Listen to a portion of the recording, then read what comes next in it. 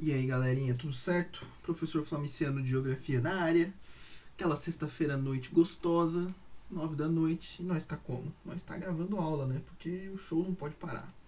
Galera, nesse vídeo a gente vai falar um pouquinho sobre o continente africano, certo? Especificamente sobre os processos de colonização e descolonização do continente africano, certo? Agora, assim, é um assunto muito denso. Tipo, teria muita coisa pra gente falar, muita coisa mesmo. Daria pra fazer um canal com vídeos de 1 hora falando só sobre isso e nunca ia acabar o conteúdo. A intenção aqui é fazer assim um resumão geralzão só para dar uma noção básica do que foram esses processos, de como eles aconteceram, certo? Aqui tá o nosso querido continente, ó. Aqui tá o nosso querido continente, aqui tá a África, aqui tá o deserto do Saara, né? Tem floresta equatorial aqui no meio, tem o deserto do Kalahari aqui no sul, tudo muito bonito, tudo muito da hora, apareceu o nome dos países. Agora, eu não sei se vocês já perceberam, já prestaram atenção nesse detalhe, mas a África tem muitas fronteiras retas. Não sei se vai mostrar se a gente aproximar. Olha só, muitas fronteiras retas, como a do Egito aqui, por exemplo. Ó, a fronteira da Líbia com o Chad, por exemplo, ou o Chad com o Sudão reto aqui, mano, ó. Tudo reto, quadradinho, ó. Claro, tem umas que fazem umas curvinhas, normal, mas tem um monte de fronteira reta. E isso é estranho, né? Por quê? Porque as fronteiras normalmente elas são definidas por características naturais e características históricas, né? Mas, por exemplo, aqui a fronteira seguindo o rio, fazendo curvinha, ó. Normalmente é assim, até o rio tal, ali é Brasil, do rio pro outro lado, aí é outro país. Aqui não, mano, aqui a gente tem um monte de fronteira reta. E a gente vai entender por que isso aconteceu. Olha o tamanho dessa linha reta aqui, mano, ó. Entre a Argélia, a Mauritânia e Mali. A gente vai falar um pouco sobre isso, certo? Bom, o contexto, pessoal, o contexto é o seguinte. O contexto é século XIX, século XX, certo? A gente vai começar ali no final dos anos de 1800. 1884, ali, 1885. Olha só, galera. Mapa político da África. Como eu estava dizendo, ó, muitas fronteiras retas, certo? E a gente vai entender esse processo agora. Vamos lá.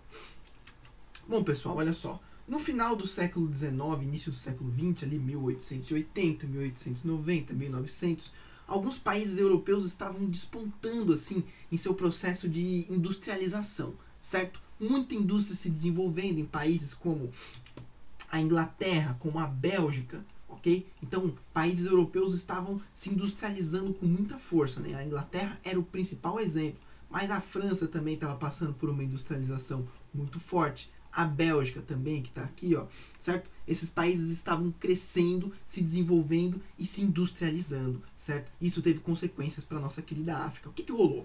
Eles começaram a produzir tantos produtos que eles estavam em busca de novos mercados consumidores. Eles não queriam vender seus produtos só na África, eles queriam vender em outros lugares também.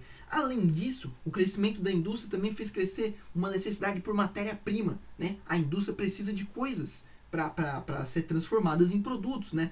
Então precisava de energia, precisava de madeira, precisava de plantação disso, plantação daquilo, matéria-prima, certo? E essa necessidade estava cada vez maior. Então essa busca por mercado, por matéria-prima, por recursos diversos e até também por mão de obra barata, que sempre ajuda o produtor, né? Quanto mais barato o trabalhador cobra, melhor, foi fazer a Europa voltar os olhos para a África e para a Ásia. Ok? Eles olharam, olha só, aqui no nosso continente pequenininho não vai ter toda essa matéria-prima que a gente precisa, todo esse mercado consumidor que a gente precisa, a gente vai ter que expandir esse negócio, certo? Bom, a América já tinha sido colonizada. A América foi colonizada lá no século XVI, ok? Lá, 1500, ali, Brasil, vocês sabem toda a historinha, né? Então, Portugal, Espanha, Inglaterra, França já tinham feito várias colônias aqui na América. Aqui a gente já está falando, ó, se o Brasil foi descoberto, colonizado a partir de 1500, aqui a gente está falando mais de 300 anos depois, ok? Que a gente está falando 1884. 384 anos depois da descoberta do Brasil.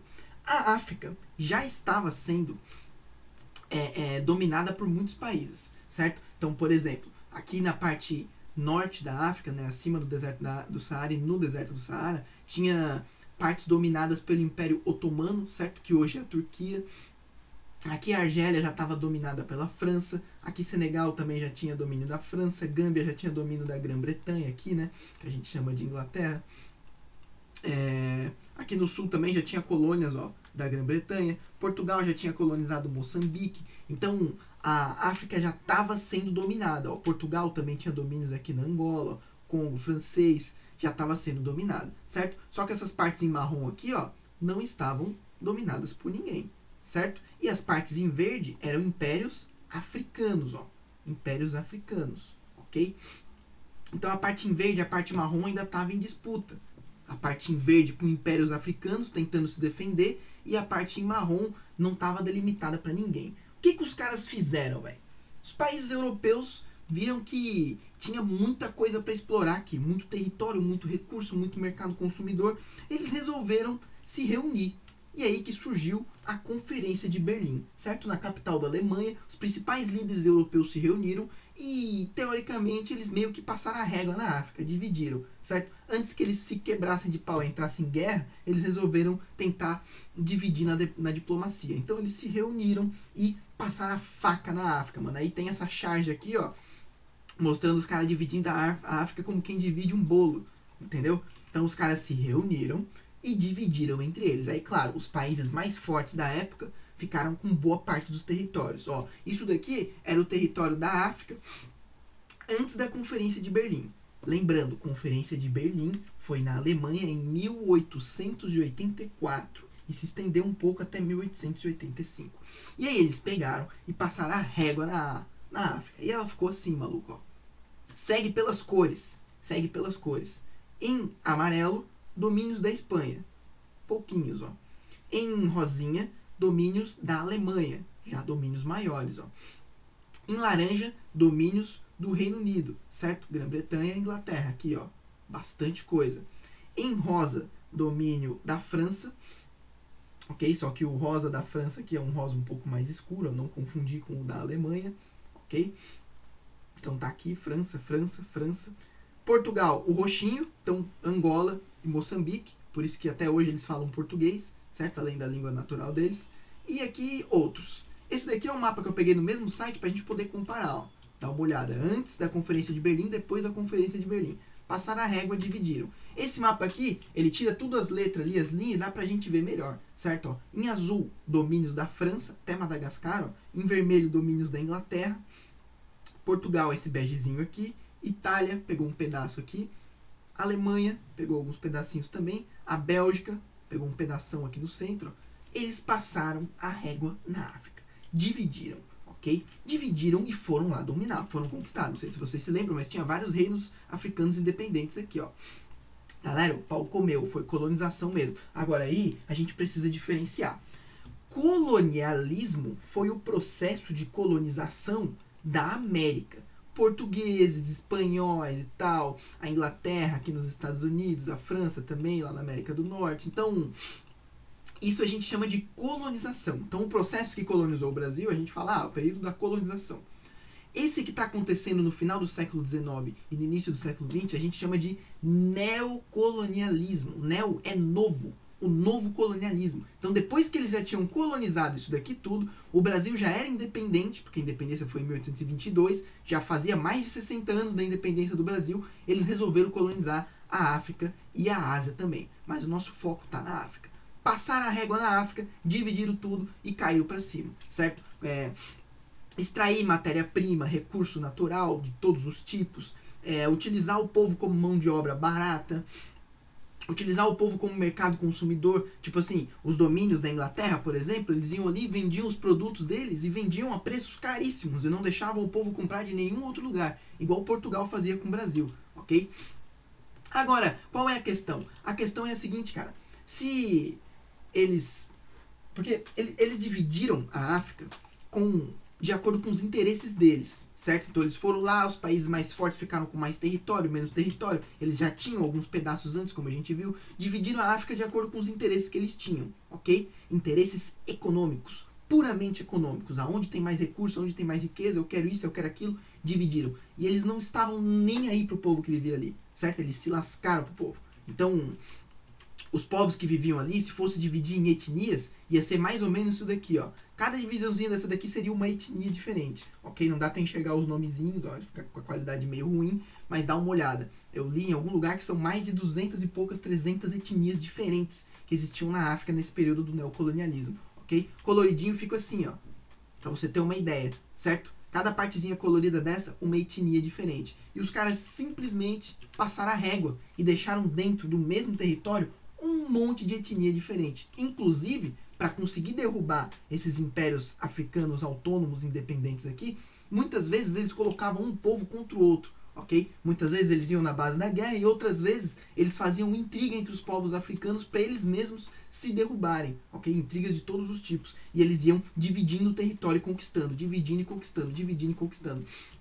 Se o mapa da África fosse de acordo com os povos, ele ia ser assim, ó, certo? Só que eles dividiram de acordo com os interesses deles e aí ficou assim. Dividiu sem respeitar o povo e sem respeitar as etnias. Explorou o território, explorou o povo, explorou os recursos, venderam produtos caríssimos, aproveitaram o povo para expandir as indústrias deles e vender e aumentar o comércio, certo? E aí tem uma parte que acho que é a pior parte de todas, que é a seguinte: até alguns que se diziam cientistas na época, eles trabalhavam em prol desse processo de neocolonialismo, certo? Tem um bem conhecido que é o Herbert Spencer. Ele era um cara, ó, filósofo, biólogo, antropólogo, inglês. O cara desenvolveu uma teoria para tentar justificar o domínio da África, velho. Tentar justificar o neocolonialismo. Ele pegou o darwinismo, lá do Darwin, certo? Que é biologia pura, que é o mais forte sobrevive, vocês já devem ter ouvido falar, estudado isso. E ele pegou o darwinismo e adaptou para a sociedade, coisa que chamaram de darwinismo social, certo? E ele defendia essa ideia. Qual que era a ideia dele? Olha só. O darwinismo social foi empregado para tentar explicar a inconstância pós-revolução industrial, sugerindo que os que estavam pobres eram menos aptos, segundo a interpretação da teoria de Darwin. E os mais ricos que evoluíram economicamente seriam os mais aptos a sobreviver, por isso mais evoluídos. Então o cara queria usar o darwinismo para o desenvolvimento econômico. Aí esse Herbert Spencer ele falava assim, ó, os países europeus têm indústria, economia bem desenvolvida, quer dizer que nós somos mais aptos, mais adaptados e mais evoluídos. Os povos africanos e asiáticos são povos pobres, portanto atrasados, menos evoluídos, inferiores. E aí ele usava esse tipo de raciocínio como uma desculpa para dominar o território africano e dividir. Então, os caras, eu não sei se eles realmente acreditavam nisso, se eles só usavam isso como desculpa, ou os dois, mas eles usavam isso para justificar o domínio sobre a África, certo? Porque daí, na cabeça deles, e segundo a narrativa que eles inventaram, era o seguinte: os povos africanos são atrasados e pouco desenvolvidos. A gente está indo lá, não está indo lá para dominar, a gente está indo lá para levar o desenvolvimento para eles, para levar a civilização para eles, porque eles são atrasados, são bárbaros, são rudimentares, são pouco desenvolvidos, certo? Então tinha um monte de cientistas, entre aspas, que defendiam a inferioridade dos povos africanos e asiáticos e a superioridade do povo europeu, certo? Eu dei mais uma pesquisadinha e eu descobri também esse cara aqui, ó, cadê? Esse cara aqui, ó, esse escritor aqui, ó, Rudyard Kipling. Ele é o escritor de um livro muito conhecido que é o Livro da Selva. A história lá do Mowgli e tal, virou até filme. Então, esse escritor aí, ele escreveu um poema, né, que ele era escritor, poeta e tal. Ele escreveu um poema na mesma ideia do Herbert Spencer ali, tentando justificar o neocolonialismo. E o poema dele ficou conhecido, o nome do poema, não é que ficou conhecido, é o nome mesmo, é O Fardo do Homem Branco. O Fardo do Homem Branco. O que ele queria dizer com esse poema dele, O Fardo do Homem Branco? Ele queria dizer que os povos africanos e asiáticos eram um peso que o homem branco europeu tinha que carregar, como se fosse uma obrigação do homem branco ir lá, dominar aqueles territórios para tentar passar algum desenvolvimento para aqueles povos africanos e asiáticos, certo? Ó, dizendo que eles tinham que levar a civilização para as culturas mais atrasadas do planeta. Uma desculpa para dominar o território, extrair e roubar os recursos e se aproveitar do povo de todos os jeitos, ok? E os caras, eu não sei, cara, isso pra mim é insano demais, eu não sei se eles realmente acreditavam nisso, mas o cara foi lá e escreveu um poema sobre isso, certo? O Fardo do Homem Branco. Se vocês procurarem na internet, eu procurei e achei o poema, vocês podem achar também, dele falando sobre isso, certo? De como esses povos europeus mais desenvolvidos, entre aspas, tinham que levar a civilização para os povos mais atrasados. E aí na época, mano, ó, final do século XIX, ó, os caras desenhavam charges, ó, mostrando os Estados Unidos e a Europa carregando os povos africanos e asiáticos nas costas e levando eles, ó, para a civilização. Entende? Então, tirando eles da ignorância, da barbárie e levando eles para a civilização como se eles fossem atrasados e subdesenvolvidos, certo? Olha esse daqui, ó, os Estados Unidos contra a China, mostrando a China como se fossem bárbaros, escrito aqui, ó, 400 milhões de bárbaros. Então, os caras realmente acreditavam nisso. Eles acreditavam que eles estavam levando a civilização para a África, quando na verdade eles estavam roubando os recursos, colonizando o território, extraindo os recursos, se aproveitando do povo, se aproveitando da mão de obra barata e usando tudo isso para tentar enriquecer, ok? Bom, pessoal, isso daí é a história do neocolonialismo, certo? Bom, uma coisa também importante de se citar é que essa divisão da África aqui, que foi feita depois da Conferência de Berlim, foi um dos principais motivos para a Primeira Guerra Mundial. Certo? As tensões entre os países aqui e a briga por território, eles não conseguiram resolver no acordinho deles aqui não. Depois eles começaram a entrar em atrito, em crise, e foi um dos principais motivos que levou à Primeira Guerra Mundial. Foi a divisão da África e a disputa por territórios. Certo? Só para deixar, só para citar. E aí depois disso, a África passou por um processo de descolonização, quer dizer, independência. Né? Depois que eles foram colonizados por muitas e muitas e muitas décadas, eles começaram a lutar, quer dizer, eles já sempre lutaram e resistiram, né? Só que essa luta só foi dar mais resultados práticos de independência quando começou a Segunda Guerra Mundial. Segunda Guerra Mundial em 1945 enfraqueceu muito a Europa, né? Vocês já devem ter estudado Segunda Guerra Mundial, o negócio lá de Hitler, Alemanha, Itália, Japão, contra a França, Reino Unido, União Soviética, né? O pau comeu e os países se explodiram, a economia deles se enfraqueceu. Enquanto eles estavam se quebrando de pau aqui na Europa, enfraquecidos com esse conflito, os povos africanos utilizaram esse momento de fraqueza da Europa para lutar pela sua independência. Então as independências dos países africanos começou principalmente a partir da década de 1940, que era quando estava rolando a Segunda Guerra Mundial, certo? Então dá uma acompanhada nas cores aqui, ó. Alguns países conseguiram independência mais cedo, como o Egito, a África do Sul, por exemplo. Outros países conseguiram a façanha de nem serem dominados, como a Libéria, por exemplo, e a Etiópia. Esses dois foram os dois únicos países que não foram dominados durante o neocolonialismo, certo? E a África do Sul e o Egito conseguiram sair mais cedo da parada. E o resto foi tudo a partir da década de 50, mano, ó. A maior parte, a grande maioria desses países, dessas cores que estão aqui, ó, foi a partir da década de 50 e 60. Teve países que conseguiram independência só na década de 70, por exemplo, esses dois aqui. Ou os mais graves, ó, a partir da década de 80, de 90 e até 2010, maluco. Então pensa bem, o Brasil foi colonizado por Portugal por mais de 300 anos, de 1500 até 1822. 322 anos de colonização. Mas ainda assim o Brasil conseguiu independência em 1822. Agora em 2022 a gente vai ter 200 anos de independência. Um país livre, independente, lutando por si próprio. Agora olha a questão dos países africanos, cara. Imagina um país que conseguiu a independência na década de 50, não tem nem 100 anos como um país independente. Na década de 80, cara, foi na década que meu irmão mais velho nasceu, ainda tinha país na África que era colônia. Pensa bem, mano, país que não era independente ainda, certo? Ó, essa figurinha aqui, ela traz as cores um pouquinho mais detalhadas, ó. Os países que conseguiram independência a partir da década de 40, a partir da década de 50 e uma galera na década de 60 aqui, ó.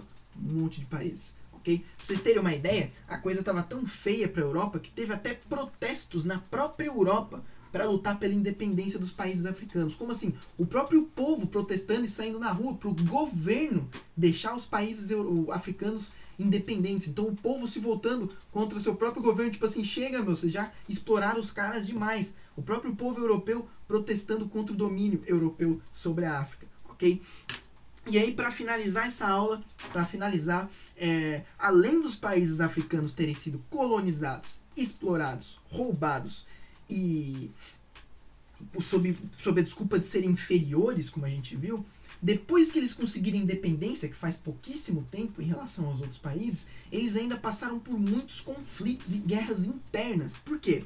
Porque quando os europeus dividiram, eles dividiram de acordo com os interesses deles. E eles colocaram dentro do mesmo país diversas etnias diferentes, ok? Então, olha aqui o domínio da França, olha o tanto de etnia diferente que tinha aqui. Quando os países africanos conseguiram a independência, tinha, tipo, dentro do mesmo país, um monte de etnia diferente, de povos diferentes. E os países europeus, eles deram independência para os países africanos, alguns deram, outros perderam em guerra, mas cederam a independência para os países africanos e simplesmente abandonaram esses países. Eles estavam lá com a desculpa de que iam levar a civilização e tal, mas quando a coisa ficou feia, eles foram embora e deixaram o povo lá à mercê para se virar, entendeu? Então, imagina, aí o país se torna independente, aí um país ali independente, só que ali dentro tem 5, 6, 7 povos diferentes. Quem que vai liderar o país? Quem que vai ser o presidente? Quem que vai ser o líder? Um povo acabou se voltando contra o outro, ok? Porque um povo não queria deixar o outro na liderança, porque é complicado, né? Você viver num país que outro povo diferente é o líder, outro povo com outra história, com outra cultura, com outra língua, com outra religião. Imagina, é como se os brasileiros vivessem no mesmo país, junto com uruguaios, argentinos e paraguaios, e aí a Argentina conseguisse o poder e estivesse lá dominando e fosse o presidente, e aí a gente tivesse que viver sob o domínio de outro povo, ok? Então eles começaram a guerrear entre si depois que eles conseguiram a independência. Então olha o processo, você é colonizado, roubado, explorado, depois você consegue a independência muito tarde, independência tardia, e depois disso você ainda passa por anos de guerra civil para ver qual dessas etnias vão ficar no poder. E muitas dessas guerras duram até hoje. Eu abri aqui rapidão, não quero me estender muito, acho que o vídeo já está ficando longo.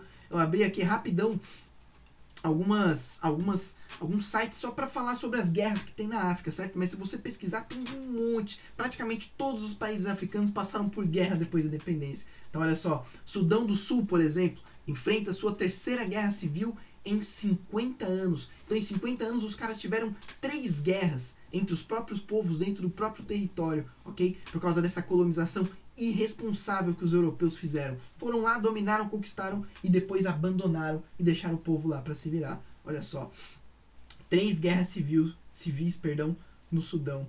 Muito complicado, né, cara? Muito complicado. Vamos ver outro caso aqui, por exemplo, ó, Guerra Civil Angolana, ó, colonizada por Portugal. Essa matéria que foi publicada em 2019, ó, já fazia 17 anos que tinha acabado a guerra civil que ocorreu na Angola. Então, olha só. Outros casos, ó, resumo das guerras civis: Moçambique, Uganda, Chad, Egito e Sudão do Sul. Guerras civis em vários países africanos. Ó. Olha só, guerra civil na Uganda, década de 80. Guerra civil no Moçambique, década de 70 até a década de 90. Acho que deu pra entender, né, mano? Olha outra aqui, ó. Guerras esquecidas. Conflitos na África e no Iêmen não despertam tanta atenção internacional. Então, às vezes os países estão lá, tá morrendo milhares de pessoas, a gente nem tá vendo isso no jornal, né? Porque acontece tanto e já é tão comum. Se fosse um conflito na Europa, ia passar no jornal todos os dias, mas como é na África, acaba ficando esquecido, certo? Então eu acho que deu pra entender, né? Eu acho que deu pra entender. Alguns filmes que eu indicaria pra vocês que fala um pouco sobre isso, sobre essas guerras civis principalmente, já depois da independência dos países. Diamantes de Sangue é um filme antigo aí do Leonardo DiCaprio, mostra lá a exploração no país de diamante, né, e o povo sendo explorado para extrair esses diamantes e tal. Ó, é ambientado durante a Guerra Civil na Serra Leoa, que ocorreu entre 1990 e 2002, ok? Então é um filme que você vê bem como que era a realidade do povo que vivia lá. Hotel Ruanda também é um filme muito conhecido, é um filme de 2004, ok? Que ocorre justamente na Ruanda, em 1994. Aí mostra ali o conflito entre 2 povos, os Tutsis e os Hutus, certo? Mas a gente vai ver que o problema todo é causado pelos belgas, né? A Bélgica dominou o país ali e foram eles que causaram todo o conflito. Então é isso daí, pessoal, é isso daí. Resumidamente, então, os países europeus estavam se industrializando, precisavam de mão de obra, mercado consumidor, matéria-prima, e aí eles olharam para a África, para a Ásia, fizeram a Conferência de Berlim, dividiram o território africano entre eles, dividiram de maneira irresponsável, colocaram no mesmo território vários povos diferentes, e aí só depois da Segunda Guerra Mundial esses povos começaram a conseguir a sua independência. Os países europeus simplesmente abandonaram, aí deixaram dentro do mesmo país várias etnias que acabaram se tornando, já eram ou acabaram se tornando adversárias, e aí mesmo depois de uma independência tardia, suada e sofrida, esses países ainda passaram por diversos conflitos e guerras civis para ver quem ficava no poder, ok? Então, pessoal, é isso daí. Espero que eu não tenha me alongado muito, espero que tenham entendido. Como eu disse, é uma abordagem assim superficial, era muita coisa, só uma noção básica sobre o neocolonialismo e a descolonização da África. E aí você entende por que tantos países na África hoje passam por uma situação socioeconômica complicada. Você vai olhar os números de índice de desenvolvimento humano, os números de saúde, educação, e você sempre vê a África sempre sendo ligada com coisa ruim, com fome, com seca, com tragédia, com... Nossa, cara, é complicado. Essa imagem que foi criada da África é horrível, certo? Sendo que boa parte dos problemas que tem na África hoje são fruto do domínio que o homem branco fez sobre ela, ok? Sobre o seu território e sobre os seus povos. Mas a gente vai finalizar por aí, certo? Era isso aí, pessoal. Qualquer dúvida é só chamar nós. Um abraço.